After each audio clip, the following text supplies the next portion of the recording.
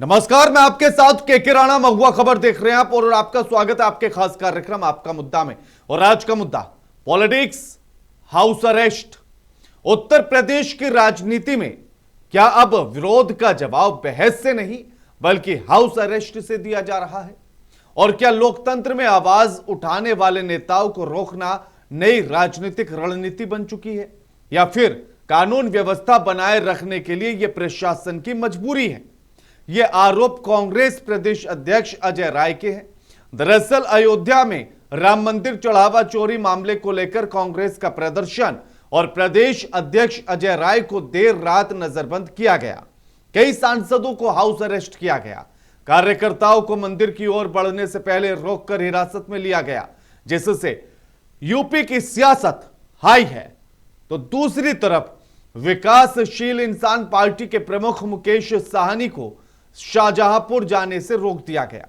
प्रशासन का तर्क है कि इससे कानून व्यवस्था और सामाजिक सौहार्द प्रभावित हो सकता है, जबकि विपक्ष इसे लोकतंत्र की आवाज दबाने की कोशिश और अघोषित आपातकाल बता रहा है। अब सबसे बड़ा सवाल यह है कि क्या उत्तर प्रदेश में हाउस अरेस्ट नई राजनीतिक संस्कृति बनता जा रहा है? क्या हर विरोध प्रदर्शन को संभावित कानून व्यवस्था का संकट मान लिया जाएगा? और क्या जनता के चुने हुए प्रतिनिधियों की आवाज को प्रशासनिक आदेशों से सीमित किया जा सकता है, या फिर संवेदनशील मुद्दों पर किसी भी टकराव को रोकना सरकार की जिम्मेदारी है? आपका मुद्दा में आज इसी बात पर करेंगे बहस और चर्चा कि आखिर नजरबंदी का मतलब क्या। और आपको इसी के साथ सुनवाते हैं कि इस पूरे मामले में आज बयानबाजी क्या कुछ रही। कांग्रेस प्रदेश अध्यक्ष अजय राय जी की धर्मपत्नी आज हमारे पति चंदा चोरी मुद्दे को उठाने के लिए अयोध्या गए हुए हैं और कल उनको जनप्रतिनिधियों के साथ दर्शन करना था, लेकिन आज ही अयोध्या के होटल में रुके थे, वहाँ उनको गिरफ्तार कर लिया गया है और उनको कहाँ लेके गया गया है ये तो परिवार वालों को नहीं बताया गया है। हम लोग बहुत परेशान हैं, इस सरकार से उनकी जान को खतरा है।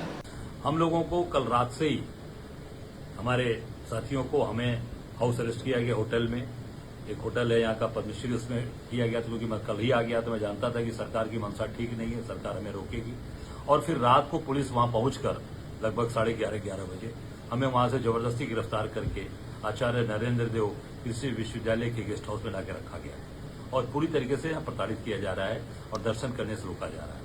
हम सब लोग ये चाहते हैं, हम सबकी मांग है कि हम भगवान राम प्रभु श्री राम का दर्शन करेंगे और ये जो चोरी चढ़ावा चोरी का जो प्रकरण है, जो चंदा चोरी, जमीन घोटाला और जो आरएसएस बीजेपी के लोगों ने चोरी किया है, जो निपेंद्र मिश्रा जी प्रधानमंत्री के प्रमुख सचिव रहे, प्रधानमंत्री जी के द्वारा उनको पूरी तरीके से वहां पर बैठाया गया है। चंपत राय जो महासचिव हैं, पूरा भगवान का पैसा चंपत कर गए। अनिल मिश्रा जी जो आरएसएस के लोग हैं, गोविंद गिरी जो कोषाध्यक्ष हैं, और ऐसे लोग को कोई नाम नहीं है। हम भगवान से प्रार्थना करेंगे, भगवान जो आपका धन खा गया उसको जरूर दंड मिलना चाहिए। ये हम लोग भगवान से प्रार्थना करने वाले थे, हनुमान जी से प्रार्थना करने वाले थे, पर आज ये भाजपा की सरकार ने, आज मोदी और योगी की सरकार ने हमें जबरदस्ती यहाँ बंद किया हुआ है, प्रताड़ित कर रहे हैं। हमारी ये मांग है कि बिना दर्शन के मैं नहीं जाऊंगा। क्या इसके लिए हमें कुछ भी करना, जेल जाना पड़े 2-4 दिन, अगर हमें अन्न जल भी त्यागना पड़ेगा तो हम त्याग कर बैठेंगे और दर्शन करेंगे। अब हमारे साथ जो मेहमान जुड़े हैं उनका परिचय आपसे करा देते हैं। हमारे साथ ज्ञानेंद्र प्रताप सिंह जुड़ गए हैं, प्रवक्ता हैं सुभाषपा के।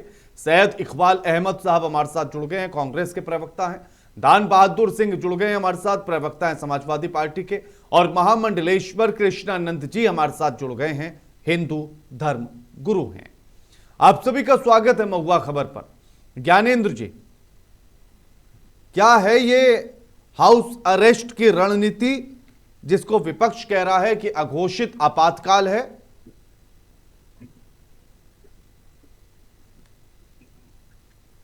जी देखिए, विपक्ष का काम तो आरोप लगाना है।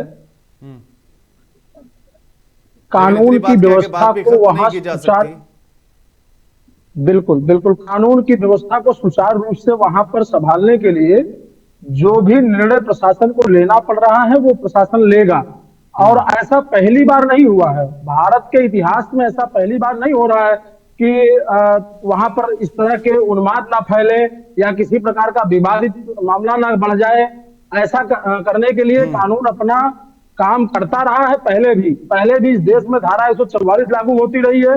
और जो अभी आप दिखा रहे थे उसमें देखिए अजय राय जी बोल रहे हैं कि हमें हाउस अरेस्ट किया गया, मैं पहले से जानता था।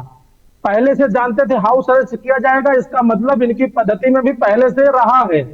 आपको याद होगा 2011 में अन्ना हजारे जी का आंदोलन प्रस्तावित था, अभी आंदोलन का दिन भी नहीं था, प्रस्तावित था। और उस 2011 के आंदोलन में कांग्रेस की सरकार ने अन्ना हजारे को हाउस अरेस्ट कर लिया था। आज ये कह रहे हैं मतलब हाउस अरेस्ट क्यों वो सही किया था? हाउस अरेस्ट भी नहीं है। ज्ञानेंद्र जी, सही किया था कांग्रेस की सरकार ने? मैं ये कहना चाहता हूं सही और गलत कानून तय करेगा, प्रशासन तय करेगा। मैं भी तो आपसे वही पूछ रहा हूं ना कि 2011 में कांग्रेस की सरकार ने वो सही किया था या गलत?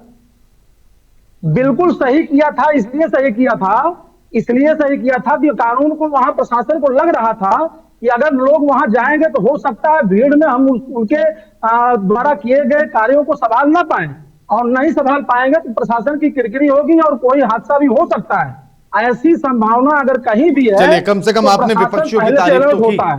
ज्ञानेंद्र जी, कम से कम विपक्षियों की तारीफ तो की, पिछली सरकारों की तो तारीफ की, वरना तो हमेशा तो आप बुराई निकालते हैं। चलिए, कम से कम हाउस अरेस्ट पर ही सही आपने मान तो लिया कि पिछली सरकारों ने जब किया तो वो बेहतर किया।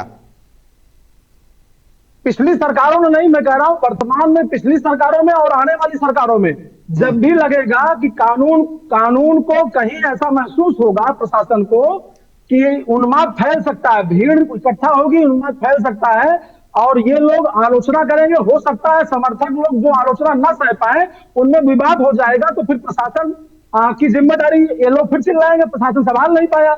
इसलिए ये जरूरी है कानून अपने हिसाब से आखिर क्या आपको क्या लग रहा था? प्रशासन को जो लगा प्रशासन ने वो किया, लेकिन अब मैं आपसे जानना चाहता हूं कि आखिर आपको क्या लग रहा था कि अजय राय वहां पहुंचते, मुकेश सहनी वहां पहुंचते तो क्या उन्माद फैल सकता था, किस तरह की अराजकता हो सकती थी, किस तरह की अशांति हो सकती थी? थोड़ा सा एक्सप्लेन कीजिए ना ज्ञानेंद्र जी।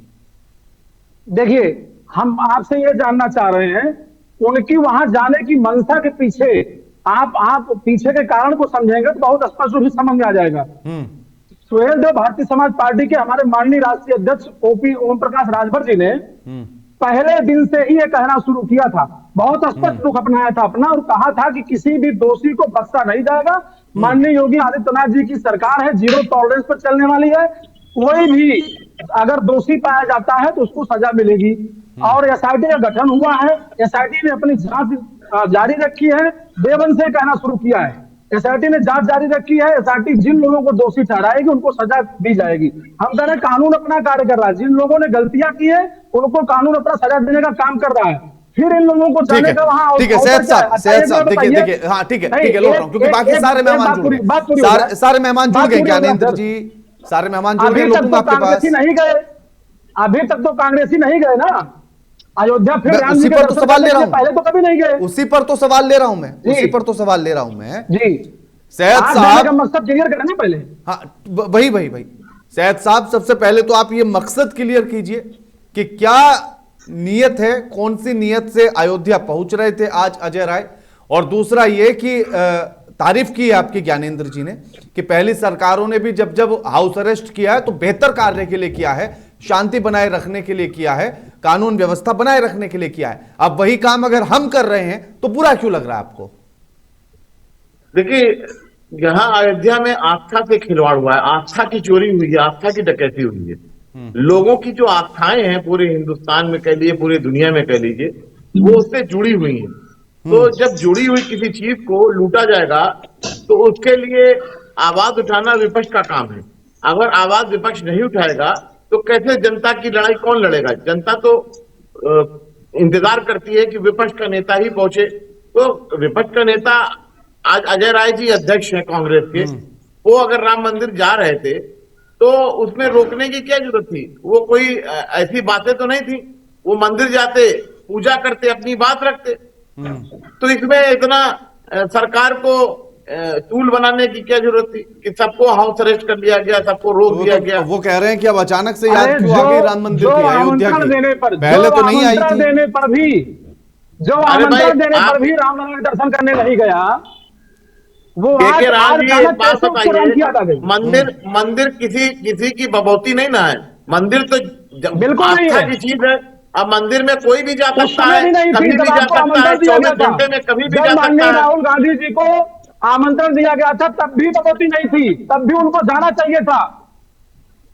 भाई मंदिर एक ऐसी जगह है भगवती तो तब भी नहीं थी। कि वहां पर 24 घंटा वो कपाट खुला होता है। 24 घंटे में कभी भी कोई जा सकता है, उसको कोई नहीं रोक सकता है। बिल्कुल, कभी कोई नहीं रोकता। आमंत्रण दिया गया था, मैं तो कह रहा हूं बुलाया गया था, बुलाया गया था अरे तब मंदिर नहीं में कोई गए। आमंत्रण आज दिया जाने जाता का है मकसद भैया? बताइए। ज्ञानेंद्र भाई, किसी मंदिर में और किसी मस्जिद में, किसी गुरुद्वारे में, किसी चर्च में निमंत्रण नहीं दिया जाता है। मंदिर के लिए कोई नहीं नहीं, निमंत्रण ऐसा प्रार्थना नहीं है, करता है। ऐसा नहीं है, ऐसा नहीं निमंत्रण दिया जाता। जब कोई अवसर होता है, जब कोई बड़ा अवसर होता है तो उस समय निमंत्रण लोगों को दिया जाता है, सूचनाएं दी जाती है कि आपको वहां पर बुलाया गया, आप आमंत्रित हो, आइए, वहां पर हम लोग इस तरह का आयोजन करने चल रहे हैं। ऐसा कहकर के आप नहीं बच सकते, बुलाया नहीं जाता है।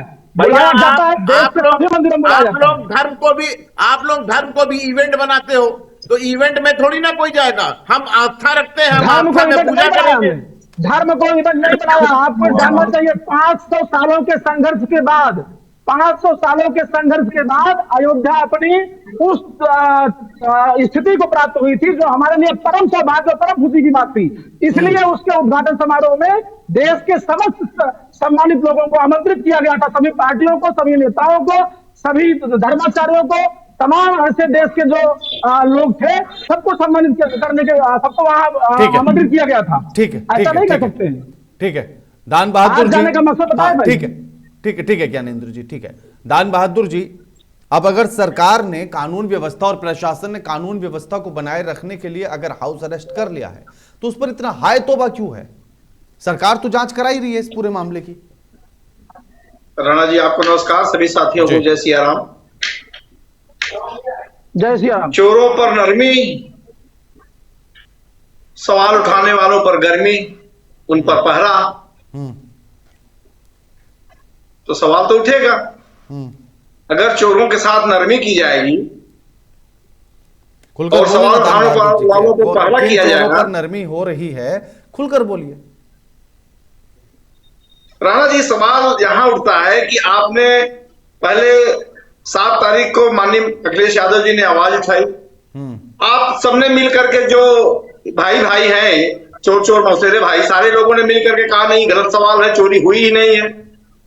चंपत राय जी ने भी कहा कोई इंटरनल ऑडिट हो रही है, बस वही चीज है और कहीं से कोई मामला है नहीं है, ये भी उनका बयान था। ये फिर अचानक एसआईटी का गठन हो जाता है, फिर चोरी पकड़ी जाती है, नगद कैश गोबर से निकलता है, फिर सोना चांदी जवाहरात चढ़ाने वाले बाहर आते हैं, बताते हैं कि साहब मैंने तो ये कागभूषुंडी दिया था, मैंने तो ये पत्थर दिया था, तो मैंने ये सोने की ईंट दिया था, मैंने ये पैसा दिया था। बरामदगी होती है, फिर एफआईआर होती है, कुछ लोग गिरफ्तार होते हैं।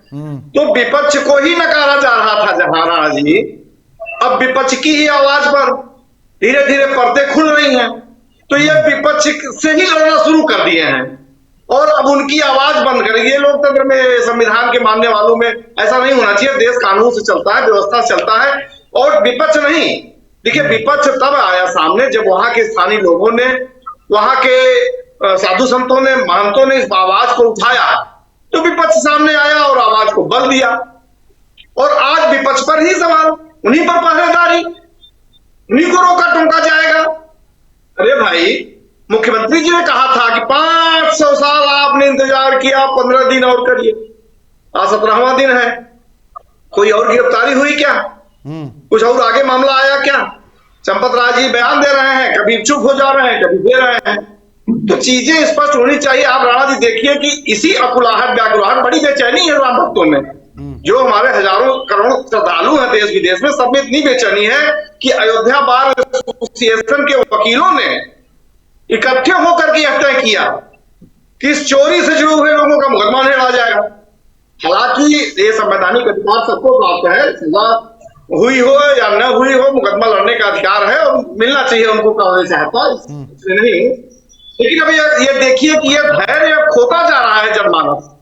ये जो श्रद्धालु हैं, ये जनमानस धैर्य खोते जा रहे हैं और ऐसे में विपक्ष की भूमिका राणा जी बनती है विपक्ष महापाप का भागीदार नहीं हो सकता, विपक्ष अपनी आवाज उठाएगा।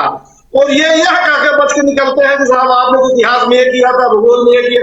इतिहास भूगोल मत बताओ भाई, वर्तमान जियो, आप वर्तमान की बातें करो। आज आपकी क्या तारीफ है आप बताओ ना। मैं ठीक बता है, रहा हूँ 2013 में ज्ञानेंद्र जी, ज्ञानेंद्र जी, ज्ञानेंद्र जी, 26 की बात हो गया। ज्ञानेंद्र जी, हाँ, मोहम्मद लेशपुर जी आपके 26 की पास बात आ करो रहा हूं। बस। ज्ञानेंद्र जी और दान बहादुर जी, प्लीज लौटूंगा आपके पास में। मोहम्मद लेशपुर जी, अभी तक एसआईटी की जांच से आप संतुष्ट हैं क्या? और क्या राम मंदिर दान चोरी वाला मामला अब राजनीतिक ज्यादा हो गया है? मैं अध्यात्म गुरु महामंडलेश्वर स्वामी कृष्णानंद जी आपके चैनल के दर्शकों को बहुत बहुत साधुवाद देता हूं। जी। देखिए, एसआईटी की जो जांच है वो कंटिन्यू है। अभी अंतरिम रिपोर्ट आई है, अभी पूरी रिपोर्ट नहीं मिली है। और जो भी जांच के घेरे में आएंगे उनको भी दंडित किया जाएगा। चोरी करना तो वैसे ही बहुत गलत होता है, और फिर मंदिर में चोरी करना, और वो भी राम मंदिर में। राम मंदिर जो है हमारे राष्ट्र का एक गौरव है, तो वो बात नहीं है। उसके लिए तो मुख्यमंत्री जी ने जो मनसा अपनी व्यक्त की है कि भाई एसआईटी गठित की है और कोई भी छोड़ा नहीं जाएगा, इससे हम संत समाज सभी आश्वस्त हुए हैं। तो ये तो बात हो गई एक तरफ। दूसरी तरफ की जो बात है कि विपक्ष राम मंदिर अब इस समय जा रहा है, वैसे संतों के लिए तो कोई पक्ष और विपक्ष नहीं होता है, संतों के लिए तो सभी अपने होते हैं जी। लेकिन जो अरेस्ट, हाउस अरेस्ट किया जा रहा है, प्रशासन के द्वारा रोका जा रहा है, तो आपको बता दें कि 6 दिसंबर को जब 6 दिसंबर आती है तो मथुरा में जो भगवान श्री कृष्ण की जन्मभूमि है राणा जी, उसमें कोई भी हिंदू संगठन अगर 6 दिसंबर को कहता है कि मैं भगवान श्री कृष्ण का पूजन करने के लिए अंदर जाऊंगा, तो पुलिस उसको घर पे ही हाउस अरेस्ट कर लेती है और हिंदू संगठनों को भगवान श्री कृष्ण की पूजा करने के लिए नहीं जाने दिया जाता है। मेरे आंखों के सामने की बात है, और ये प्रतिवर्ष होता है, प्रशासन के द्वारा प्रतिवर्ष किया जाता है ऐसा। जबकि उधर से लोग जाकर के नमाज पढ़ करके आते हैं अपने उस पे जो उनका रोजा होता है या जो भी होता है। तो कहने का मतलब ये है कि शासन प्रशासन जो है इस तरह से शांति व्यवस्था बनाए रखने के लिए किसके साथ क्या करती है, तो वो अपने हिसाब से वो लोग करते हैं। अच्छा, विपक्ष को भी चाहिए, मैं विपक्ष से भी ये रिक्वेस्ट करना चाहूंगा कि देखिए, ये राम मंदिर का मामला, इसको राजनीतिक मामला न बनाया जाए, क्योंकि राम मंदिर को बदनाम करने से किसी को कुछ मिलने वाला नहीं है, ना तो सत्ता पक्ष को मिलने वाला है ना विपक्ष को मिलने वाला है। राम मंदिर पे डिबेट होना और चोरी को लेकर के बस ये है कि जो मेरा आपके चैनल के माध्यम से मैंने उस दिन भी कहा था कि जिसने भी चोरी की हो, चाहे वो बड़ा हो या छोटा हो, उसको दंडित अवश्य करना चाहिए, क्योंकि इसमें जो है किसी को छोड़ना। लेकिन एफआईआर में तो बड़े का नाम ही नहीं है किसी का भी, बड़े में तो एफआईआर में नाम ही नहीं है किसी का भी। जिसका नहीं, जिसके खिलाफ सबूत मिलते जाए उसको आप अरेस्ट करते जाओ।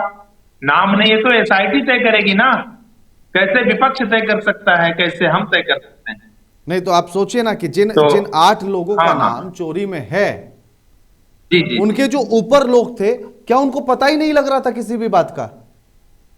जी। तो ये तो अपने आप में एक बड़ा सवाल खड़ा होगा जी, कि नीचे के लोग क्या कर रहे हैं, ऊपर वालों को कोई खैर खबर ही नहीं थी, उन्होंने भी राम भरोसे छोड़ा हुआ था सब कुछ। हाँ, नहीं, देखो ऐसा है कि जितने भी लोग हैं ना, कि कोई भी हो, इसमें पक्षपात तो करना ही नहीं चाहिए। और मैं आपसे जानना चाह रहा हूं महामंडलेश्वर जी कि क्या आपको लग रहा है कि पक्षपात हो रहा है? सिर्फ छोटी छोटी मछलियों पर एफआईआर हुई, जो बड़े लोग हैं उन सब पर किसी पर भी कोई एफआईआर नहीं हुई, जबकि उनको पहले आरोपी मान रही थी एसआईटी, लेकिन रिपोर्ट आते आते तक फिर पता लगा कि नहीं, वो तो एकदम साफ सुथरे निकल गए। देखो, उसका एक रास्ता है ना, बाकी लोगों पर उसका एक रास्ता और भी है। अगर एसआईटी के द्वारा जांच पक्षपात पूर्ण तरीके से की जा रही है तो फिर विपक्ष को शांतिपूर्ण ढंग से सीबीआई की जांच की मांग करनी चाहिए कि भाई सीबीआई जांच कराओ। तो वो तो विपक्ष पहले दिन से कर रहा है, लगातार कर रहा है वो तो। हाँ, तो अब पहले एसआईटी की रिपोर्ट तो आने दीजिए पूरी, अभी रिपोर्ट ही कहाँ आई है एसआईटी की पूरी। नहीं, लेकिन अभी के आधार पर जिस तरह से जो एफआईआर दर्ज कराई गई उसमें है ही नहीं नाम किसी भी बड़े का। एक चीज और बता दें राणा जी कि जाने कितनी एसआईटी जो है गठित की गई हैं पिछले जी, और उन एसआईटी ने। अब चर्चा की तरफ लौटेंगे। ज्ञानेंद्र जी, देखिए ये सवाल तो लगातार उठेगा ना कि आखिर कैसे 8 लोगों पर एफआईआर हो गई है और बाकी किसी को क्या कानो कान खबर नहीं थी कि क्या चल रहा है? जो उनके ऊपर लोग थे, जो बड़े लोग थे, जो बड़े पदों पर बैठे थे, उनको किसी को कोई खैर खबर नहीं थी, तो वो क्या कर रहे थे? राणा जी इस बात को जवाब देने से पहले मैं कहना चाहूंगा, अभी सपा प्रवक्ता हमारे साथी कह रहे थे कि पहरेदारी की बात कर रहे थे, पहरेदारी की। मैं जरा इनके सरकार की पहरेदारी बताना चाहता हूँ। 2013 का समय था, इनकी सरकार थी, 84 कोसी परिक्रमा करने के लिए विश्व हिंदू परिषद ने आम जनमानस और साधु संतों के साथ 84 कोसी परिक्रमा निकालने की घोषणा की और उस घोषणा करने के बाद में अभी वो घोषणा ही थी, कोई पथ पर निकला नहीं था, लेकिन सबको अरेस्ट किया गया, चाहे वो विहिप के नेता रहे हो, चाहे साधु संत महात्मा रहे हो, सबको अरेस्ट किया गया। 84 कोसी परिक्रमा नहीं करने दी गई। अगर हमारे साथी प्रवक्ता सपा के ये नहीं जान पा रहे हैं 84 कोसी परिक्रमा का महत्व क्या है, तो किस आस्था की बात करते हैं बढ़कर के टीवी चैनल पर? कौन सी आस्था आज उस समय की थी आपने जो आज आस्था के लिए चिल्ला रहे हैं? आपकी आस्था आज कैसे बढ़ गई? अभी तक तो आप आस्था आपकी नहीं जागी थी, आज आपकी आस्था जग गई, आप जा रहे हैं वहां विवाद फैलाने के लिए। इस तरह से नहीं जाना चाहिए। जब सरकार कह रही है हमने एसआईटी गठन किया है, माननीय महामंडलेश्वर अपने बीच में बैठे हुए हैं, आपने अभी स्पष्ट किया कि अभी एसआईटी की अंतरिम रिपोर्ट आई है, और राणा जी आप भी ये बात जानते हैं, हम सभी लोग जानते हैं, अभी अंतरिम रिपोर्ट आई है, पूरी रिपोर्ट आनी बाकी है। हम कैसे निर्धारित कर सकते हैं? पहले दिन भी हम कैसे निर्धारित कर सकते थे कि कौन चोर है, किसने चोरी की है? ये तो एसआईटी ने जांच किया, जितनी जांच किया उतनी अंतरिम रिपोर्ट उसने प्रस्तुत कर दी। अंतरिम रिपोर्ट प्रस्तुति के आधार पर जो लोग दोषी पाए गए उन पर एफआईआर किया गया। आगे जब पूरी रिपोर्ट आएगी, जो लोग दोषी पाए जाएंगे, कोई बड़ा हो कोई छोटा हो, ये मात्र नहीं रखता है। भगवान श्री राम से बड़ा कोई नहीं हो सकता है। उनके दरबार में चोरी करने की हिमाकत चाहे जिसने भी की होगी, वो सरकार उसको बख्शेगी नहीं। ये पूरी तरह आप जानिए, विपक्ष केवल वहां प्रोपेगेंडा खड़ा करने के लिए जा रहा है, इसलिए प्रशासन ने उनको रोकने का काम किया है। और ये हमें लगता है पूरी तरह से संवैधानिक है। किस संविधान की बात आप कर रहे हैं? कहां पर आपने संविधान देखा? उस समय जब 84 कोसी परिक्रमा भक्तजन करने जा रहे थे, तब संविधान आपके हाथ में था, तब आपने संविधान का उल्लंघन नहीं किया था क्या? तब आपने संविधान की रक्षा अगर की थी, तो आज संविधान का उल्लंघन कैसे हो रहा है? जरा स्पष्ट कर दीजिए, सभा प्रवक्ता हमारे साथी बैठे हुए हैं जी। नहीं, लेकिन जो सवाल मेरा था उसका जवाब भी तो दे दीजिए आप, फिर मैं पूछूंगा दान बहादुर जी से। मैंने उसका जवाब दिया कि कोई भी बड़ा होगा कोई भी छोटा होगा, एसआईटी की पूरी रिपोर्ट आप आने दीजिए। निश्चित तौर पर चाहे जिसके ऊपर एसआईटी कोई आरोप सिद्ध करेगी तो वो बख्शा नहीं जाएगा। मैंने मुझे तो एक कविता की 2 लाइनें याद आ रही हैं, मुझे एक कविता की 2 लाइनें याद आ रही हैं कि अगर अंत गलत हो तो गलती शुरू की होती है, और चेले बिगड़ जाएं तो गलती गुरु की होती है। तो फिर यहां बड़े पद पर बैठे हुए लोगों को कैसे भनक नहीं लग रही थी? तो इस बात के लिए तो फिर विपक्ष का थैंक यू कहना चाहिए कि अगर वो नहीं बताते तो शायद पता ही नहीं लगता किसी को कि ये सब कुछ चल रहा था। कैसे आप थैंक यू दे रहे हैं? आप राणा जी देखिए मामला उठा कैसे, इसको आप देखिए। अभी सपा प्रवक्ता स्वयं कह रहे थे, सपा प्रवक्ता स्वयं कह रहे थे, उस बात को आप ध्यानपूर्वक सुनिए। उन्होंने कहा कि वहां के साधु संतों ने, उनकी बात को ही मैं कोट कर रहा हूं, उन्होंने कहा कि वहां साधु संतों ने, वहां के स्थानीय लोगों ने, कुछ लोगों ने चर्चा पर चर्चा इस तरह की। अच्छा, तो ये बताइए ना ज्ञानेंद्र जी, ये बताइए ना, मांग जिस साधु संतों ने की, लेकिन ये बताइए ना कि बात हाईलाइट कब हुई? आप इस बात को पहले इस तरह समझिए कि एसआईटी की मांग कब हुई, एसआईटी की मांग सरकार से कब हुई? हाँ बताइए कब हुई? अलग है, सरकार अलग है, सरकार अलग है। मैं मान के आपकी बात, मैं मान के आपकी बात, बताइए ना एसआईटी की मांग कब हुई? सरकार अलग है, ट्रस्ट अलग है। तभी तो मैं पूछ रहा हूं ना, बताइए ना एसआईटी की मांग कब हुई, किसने की? राणा जी मेरी बात से पूरी होने दीजिए। मैं ये कहना चाह रहा हूं, सरकार से एसआईटी की मांग ट्रस्ट ने किया या विपक्ष ने किया? कब मुझे किया? ये बता दीजिए आप। कब किया? वही तो मैं भी पूछ रहा हूं, कब किया? मैं बता रहा हूं, किया जब किसने? उनको लगा आप बताइए ना, कि किया किसने कब? किया है। उसका नाम? नहीं, जब मांग किसने की किया? उसका राम नाम मंदिर- बताना चाहिए। नहीं नहीं, महामंडलेश्वर जी, उस पर तो मैं राम आऊंगा, लेकिन मंदिर पहले मुझे ये ट्रस्ट भी की तो तरफ पता से लगे आया। ना कि मांग हुई कब। हम बता रहे नहीं, हैं, मांग जब वहां किसने पर की उन पहले लोगों को ये क्लियर होना चाहिए। ट्रस्ट ने, महामंडलेश्वर ज्ञानेंद्र जी, जी, कब की आदरणीय ट्रस्ट ने महामंडलेश्वर मांग की? जी, कब? मैं वो जानना चाहता हूं आपसे, कब की मांग?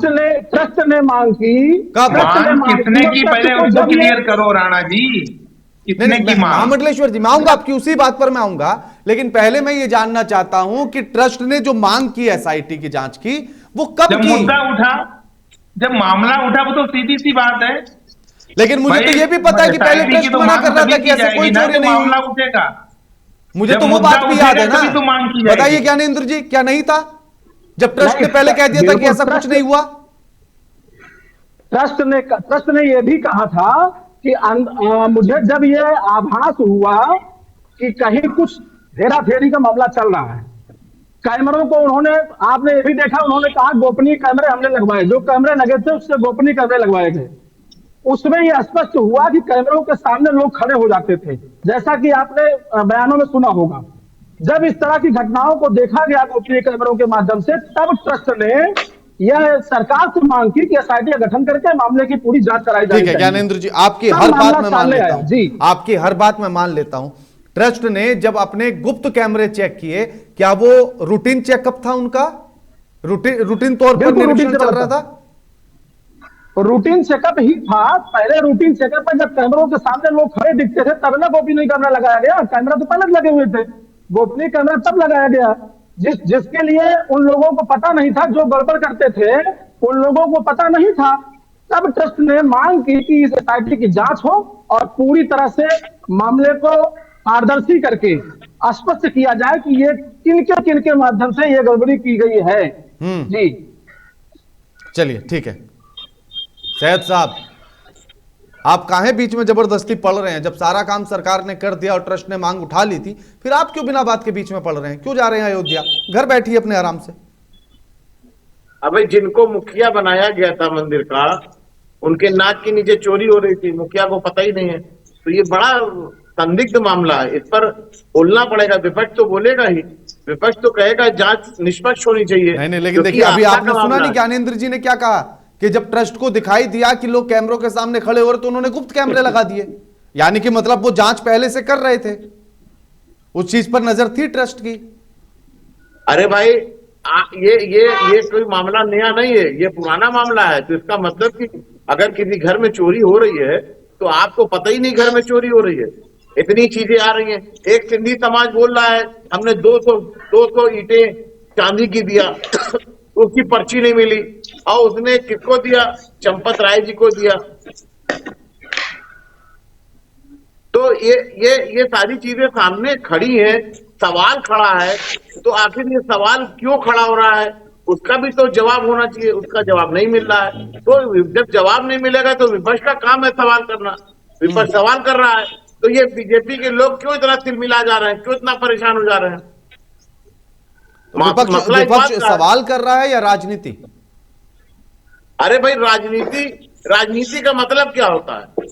राजनीति का मतलब क्या होता है? पूछ लीजिए आप। ये ज्ञानेंद्र जी बैठे हुए हैं कि राजनीति का मतलब क्या होता है? पूछिए इनसे, ये बताएंगे क्या राजनीति का मतलब? नहीं, पहले आप क्लियर कीजिए ना, फिर मैं ज्ञानेंद्र जी से पूछूंगा।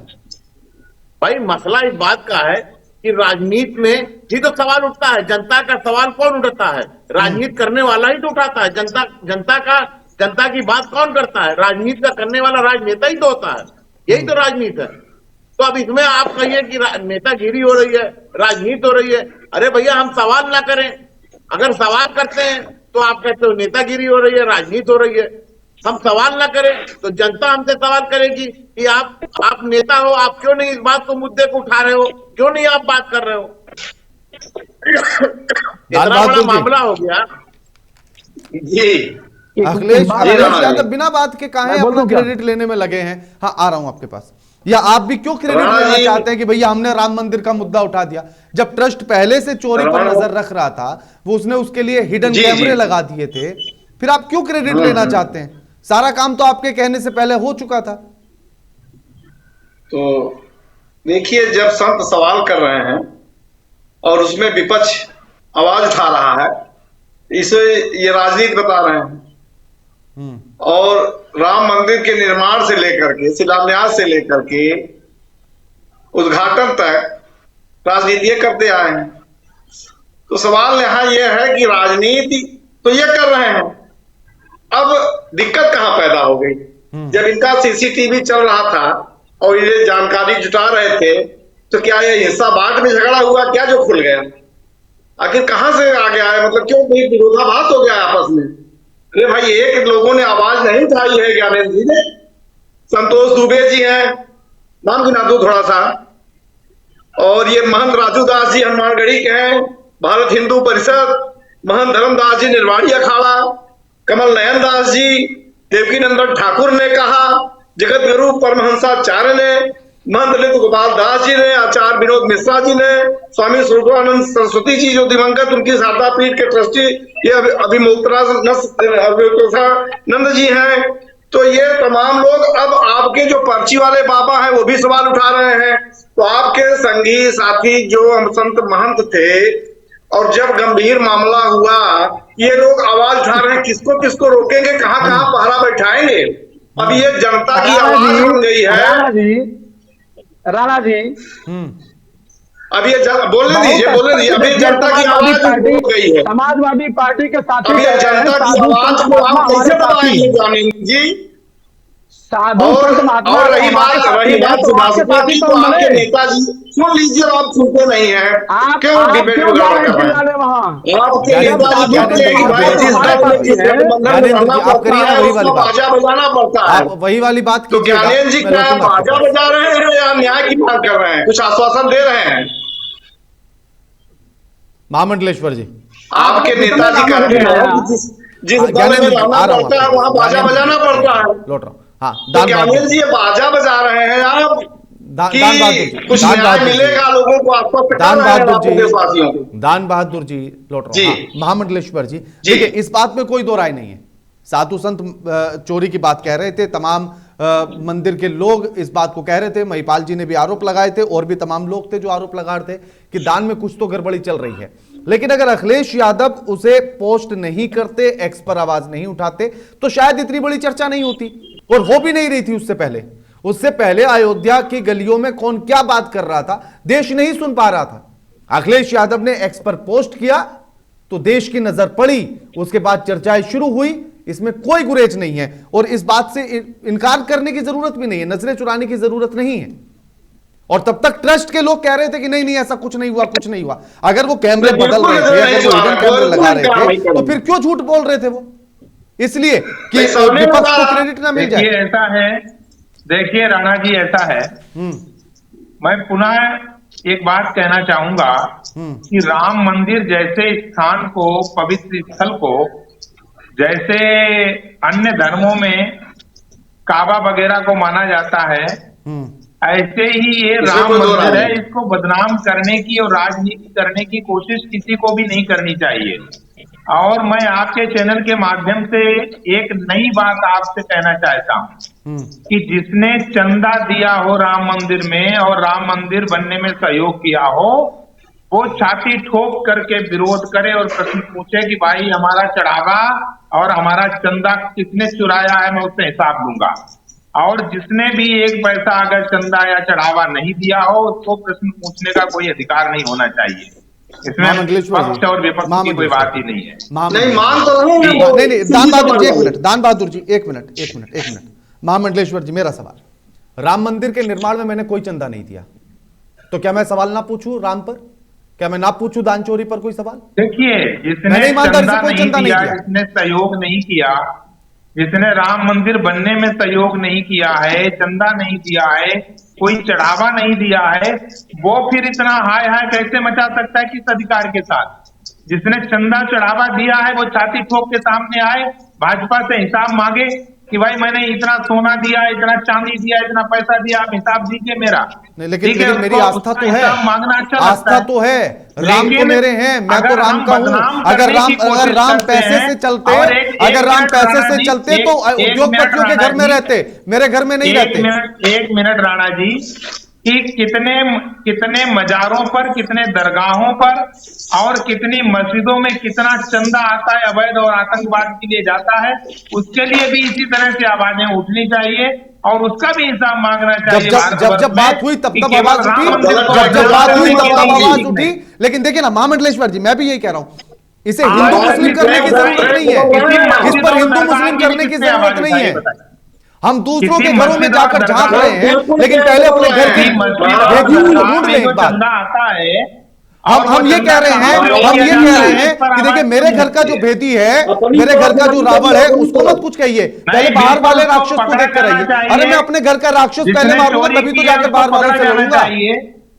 जिसने भी चोरी की है उसको पकड़ा जाना चाहिए, उसका बचाव बिल्कुल नहीं होना चाहिए। लेकिन भारतवर्ष में जो भी दरगाह हैं, जो भी मस्जिदें हैं, बस उनमें यही जो है, उनसे खंडन चोरों को होती है, भरवाइए, उसका काम मदद नहीं करिए। होता, महामंडलेश्वर जी, उसकी आवाज उठनी चाहिए। महामंडलेश्वर जी, केवल ऐसे राम समय मंदिर को पर, बदनाम ऐसे करने की समय कोशिश पर है। महामंडलेश्वर जी, ऐसे समय पर इस तरह की बात करना चोरों का समर्थन करना है मैं कि किसी चोर आप का हिंदू समर्थन मुस्लिम नहीं करके कर- चर्चा मैं को किसी उधर चोर का डाइवर्ट कर समर्थन नहीं दें और करता इधर हूं। वालों से हाँ, ध्यान हाँ, हट हाँ। जाए।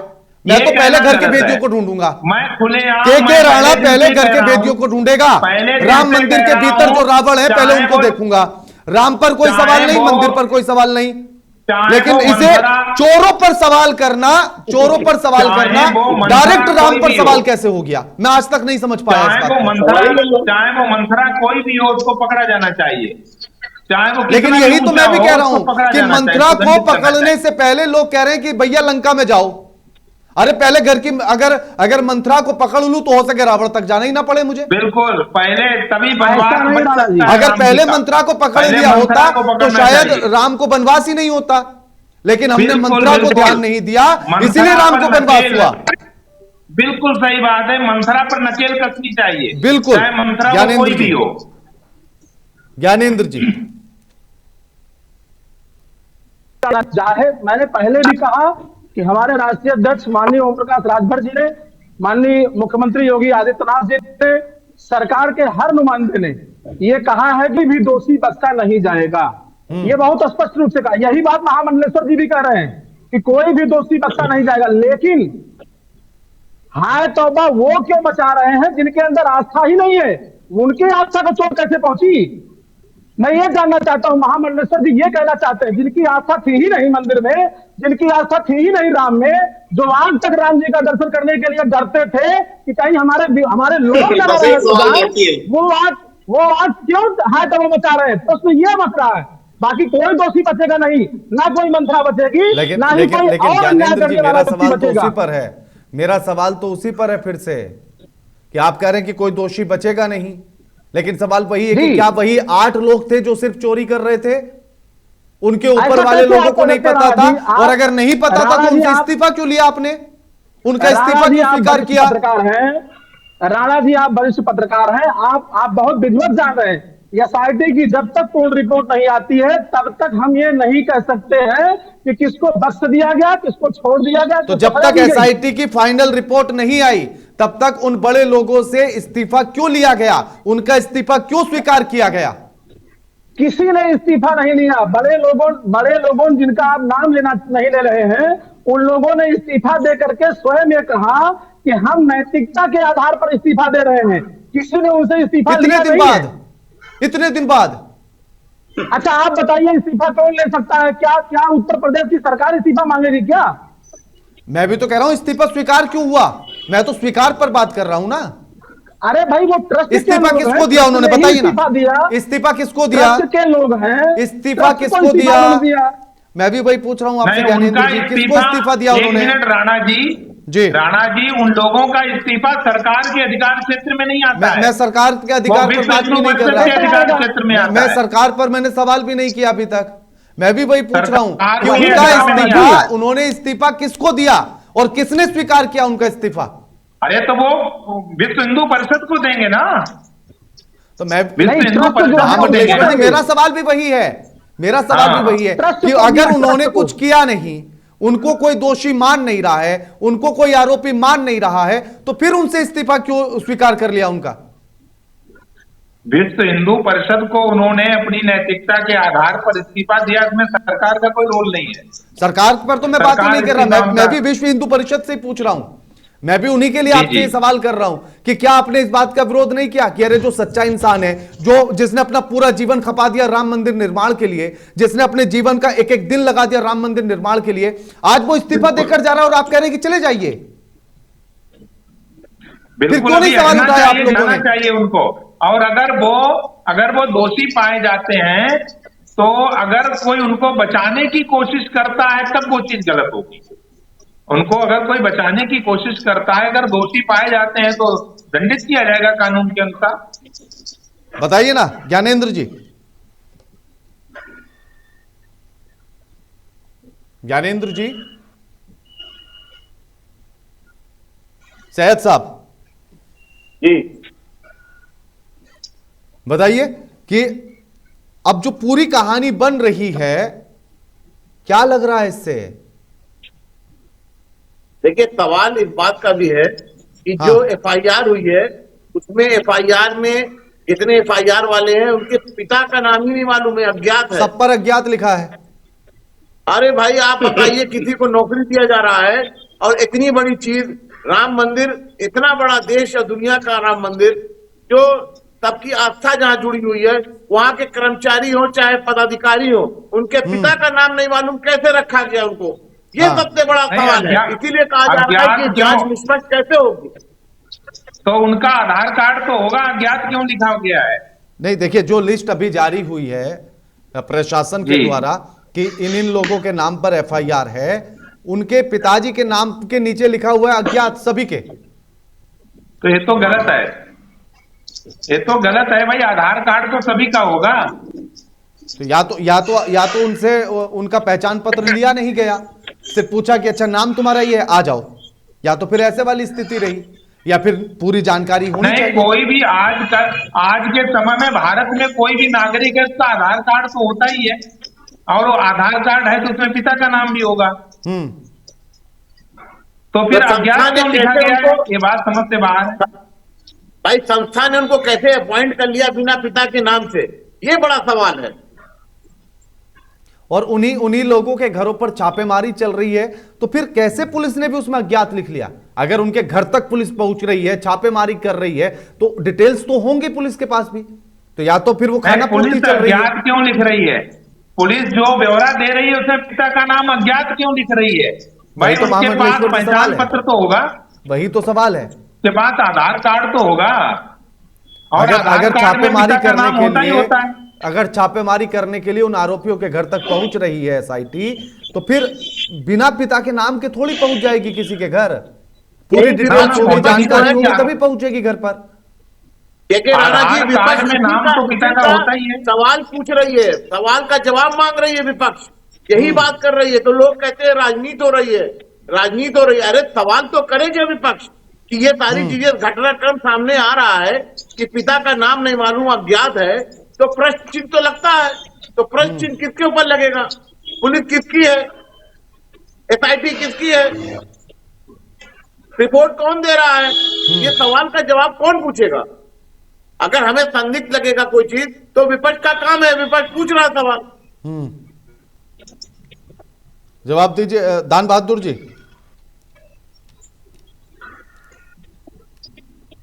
जी देखिए, एसआईटी का जब गठन हुआ राणा जी, तो उसी समय माननीय अखिलेश जी ने कहा था कि एसआईटी तो गठित आपने कर दी, अब एसआईटी की जांच कौन करेगा? क्योंकि एसआईटी में भी वही लोग हैं जो कहीं न कहीं संलिप्त पाए गए हैं, संदिग्ध हैं ये, और ये रिपोर्ट भी उसी को सौंप रहे हैं जो ट्रस्ट के सदस्य हैं ऑलरेडी, संजय जी। तो इसीलिए समाजवादी पार्टी ने मांग किया था कि इसको सुप्रीम कोर्ट के किसी सिटिंग जज से न्यायिक जांच कराई जाए, ताकि जांच की गंभीरता बने और जांच असरदार हो। अब जैसा कि नाम पता अज्ञात की बात आई, उसमें 9 लोग हैं एफआईआर में, 8 तो नामजद हैं, 1 अज्ञात है, और सबके ऊपर आगे अज्ञात अज्ञात अज्ञात अज्ञात, नाम पता को सही बताया, बस अज्ञात है, 1 अज्ञात है, 9 लोगों के ऊपर एफआईआर। का घेरा यही बढ़ता है। तो अभी तक क्या हुआ कि 17 दिन में सिर्फ छोटी मछलियां पकड़ी गई हैं, मगरमच्छों तक हाथ नहीं पहुंचा है। बयानबाजियां चल रही है तमाम, हमारे ज्ञानेंद्र जी आश्वस्त कर रहे हैं। तो देखिए क्या होता है। हालांकि विपक्ष आवाज उठाएगा और भाजपा का हाल यह है ज्ञानेंद्र जी कि चोर मचाए शोर। अब ये लोग उल्टा चोर कोतवाल को डांटे, तमाम उदाहरण लेके आ रहे हैं, पुराना पुराना नया कर रहे हैं। अरे भाई 2026 में राम मंदिर में चोरी हुई है। राम के प्रति सबकी आस्था है, धर्म के प्रति सभी की आस्था है, आस्था पर कोई सवाल नहीं कर रहा है आदमी। सवाल व्यवस्था पर है, सवाल पारदर्शिता पर है, सवाल जो करोड़ों श्रद्धावान है उनके दान चंदे पर है। तो आपकी निगाह तो डोनेशन पे है, नेशन पे तो है नहीं। तो डोनेशन वालों को तो हिसाब देना पड़ेगा। बिल्कुल, ज्ञानेंद्र जी भी आ गए। ज्ञानेंद्र जी बताइए ना कि जो एफआईआर हुई उसमें जो 8 लोगों के नाम हैं, उनके पिताजी के नाम किसी को नहीं पता है, सबके आगे अज्ञात लिखा है। और यही बात अभी सैयद साहब और दान बहादुर जी कह रहे थे कि ऐसे में शक ना हो तो क्या हो। ठीक है, ये बात तो राणा जी एसआईटी ने नाम निर्धारित किया है। और दूसरी चीज, पिता का नाम ना होने से एफआईआर उन आरोपियों को जिन पर एफआईआर दर्ज हुआ है, ऐसा तो नहीं सिद्ध होता है कि पिता का नाम नहीं है तो वो दोषी नहीं माने गए हैं। दोषी तो वो माने जा रहे हैं ना। लेकिन आप सोचिए ना कि आपकी एसआईटी के पास कितना अभाव है जानकारी का, डिटेल्स का, जानकारी का अभाव। जिनके घरों पर जिन आरोपियों के नाम पर एफआईआर दर्ज हो गई, जिन आरोपियों के घर पर जाकर छापेमारी हो गई, उनके पिताजी का नाम नहीं पता। अच्छा, उनके पिताजी का नाम नहीं जिसने पता जारी की है राणा जी, जिसने ये लिस्ट जारी की है अज्ञात लिख करके, तो ये प्रश्न उससे भी करना चाहिए। ये तो बड़ा आश्चर्यजनक घटना है कि अगर किसी का नाम हम जारी कर रहे हैं और आज के समय में हर व्यक्ति का आधार कार्ड होता है, तो उसमें पिता का नाम लिखा ही होता है, एड्रेस लिखा ही होता है, तो फिर अज्ञात लिख करके लिस्ट क्यों जारी की गई? ज्ञानेंद्र जी सवाल आप भी पूछेंगे ये वाला या नहीं? नहीं, फिलहाल मुझे इस बात की जानकारी नहीं है कि सबके नाम के आगे अज्ञात है, मैं ये नहीं जान पाया हूं। अच्छा, मैंने उसको अभी इस तरह से नहीं देखा है।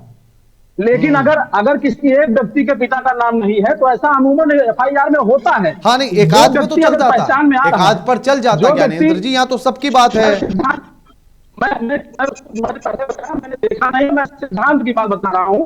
अगर एकाध व्यक्ति का के नाम के आगे पिता का नाम नहीं होता है और दोषी उससे पहचाना जाता है, अपने नाम से ही अगर पहचाना जाता है, उसका नाम ही अगर पर्याप्त है, तो मुझे नहीं लगता है कि पिता का नाम ना होने से वो दोषी नहीं है। ऐसा नहीं कहा जा सकता है।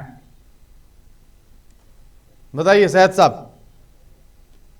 उन्होंने तो कह दिया है कि ऐसा नहीं होता है, उन्होंने कोई लिस्ट ऐसी देखी नहीं है, तो वो इसलिए कुछ कहेंगे भी नहीं।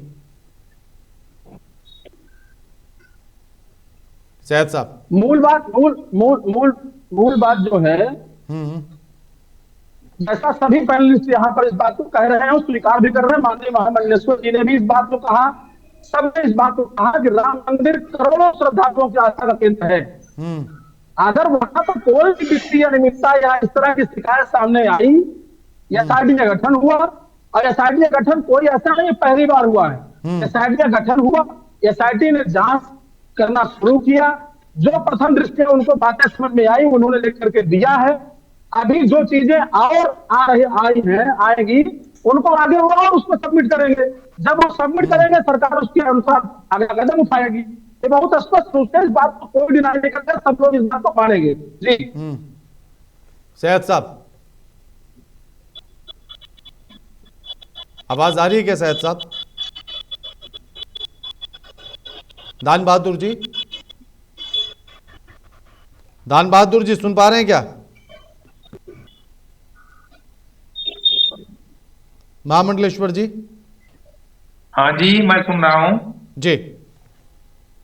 अब सोचे ना, ये कितनी ताज्जुब की बात है कि चलिए एकाध के नाम में ऐसा होता तो समझ में आता, लेकिन यहां तो सबका एक जैसा। बिल्कुल नहीं, मैं इसका विरोध करता हूं। और जिसने लिस्ट जारी की है और उससे भी पूछना चाहिए, आपने कैसे लिस्ट जारी की है? आपने सबके आईडी नहीं मांगी। और आज के समय में ऐसा कौन व्यक्ति है जिसकी आईडी नहीं होती है? फिर पिता का नाम कैसे गायब है? किसने लिस्ट जारी की है? बड़ा आश्चर्यजनक घटना है।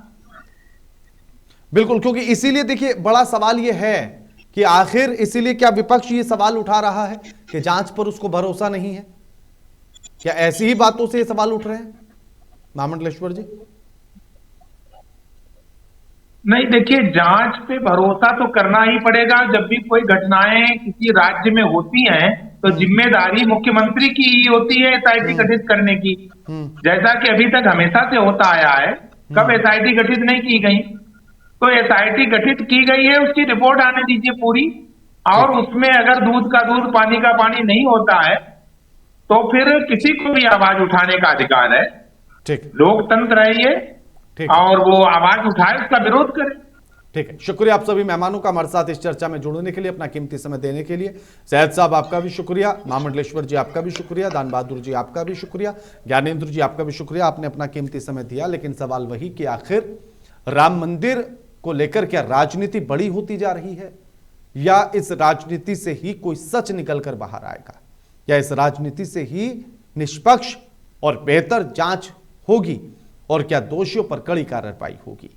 राजनीतिक बयानबाजियों में तो कड़ी कार्रवाई कई बार हो चुकी है, लेकिन इसी बीच पॉलिटिक्स हाउस अरेस्ट कहां तक आप जायज मानते हैं, या यह जरूरी था प्रशासन के द्वारा? लेकिन सवाल राम मंदिर में दान चोरी का है, ठेस पहुंचती है सभी राम भक्तों को। सोचिए, समझिए, विचार कीजिए। लगातार खबरों के लिए देखते रहिए महुआ खबर। नमस्कार।